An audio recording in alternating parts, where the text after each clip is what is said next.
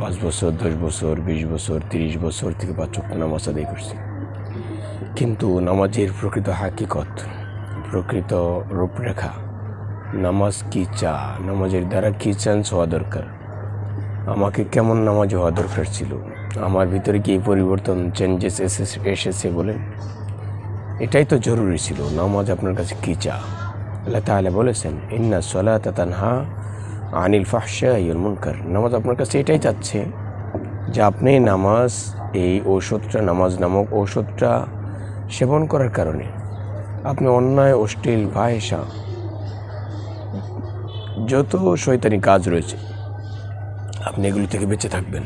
নামাজ তো আপনার কাছে এটাই চাচ্ছে যে নামাজ আদায় করার দ্বারা আপনার সকল পাপাচার থেকে আপনি বিরত থাকবেন। ইন্না সলাতা তানহা আনিল ফাহশাই ওয়াল মুনকার। আল্লাহ তাআলা নিজে এটা বলেছেন যে নিশ্চয়ই নামাজ সকল অন্যায়, অশ্লীল, ফাহিশা কাজ থেকে তাকে হেফাজত করবে। সত্যিকার অর্থে নবী সাল্লাল্লাহু আলাইহি ওয়াসাল্লাম উনিও একই কথাই আমাদেরকে বলেছেন। কিন্তু আমরা দেখতে পাচ্ছি অনেক মানুষ রয়েছে যারা 5 ওয়াক্ত নামাজ আদায় করে কিন্তু সুদ খায়, 5 ওয়াক্ত নামাজ আদায় করছে কিন্তু ঘুষ খাচ্ছে, 5 ওয়াক্ত নামাজ আদায় করছে কিন্তু মিথ্যা বলছে, 5 ওয়াক্ত নামাজ আদায় করছে কিন্তু মানুষের ক্ষতি করছে, 5 ওয়াক্ত নামাজ আদায় করছে, তার চিন্তা থেকে মুসলমান নিরাপদে থাকছে না। প্রিয় ভাই, মুসলমান কোনো সৎ উপদেশ পাচ্ছে না, ভালো কোনো সলিউশন পাচ্ছে না।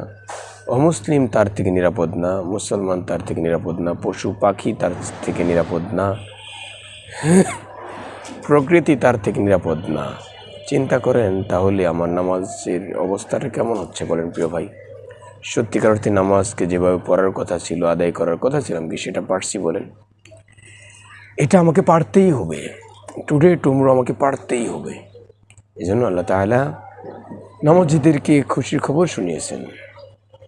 নামাজীদেরকে বলেছেন যে ক্বাদ আফলাহাল মুমিনুন, ওই সমস্ত মুমিনরাই সফল কাম হয়ে গিয়েছে। চিন্তা করেন যে 5 ওয়াক্ত নামাজ, তার মাঝে একটা কোয়ালিটি, যে ব্যক্তিটা 5 ওয়াক্ত নামাজ কমপ্লিটভাবে আদায় করতে পেরেছে সে সফল কাম। সুবহানাল্লাহ। তাহলে আমার নামাজের অবস্থাটা খোঁজখবর নেওয়া খুব জরুরি, যে আমার নামাজের পোশাকটা সুন্দর কিনা, পাক পবিত্র হওয়ার জন্য যে কন্ডিশনগুলো রয়েছে, হালাল ইনকাম দিয়ে আমার এই পোশাকটা তৈরি করতে হবে। আর বাহ্যিক যেই পবিত্রতা রয়েছে ওটা তো থাকবেই।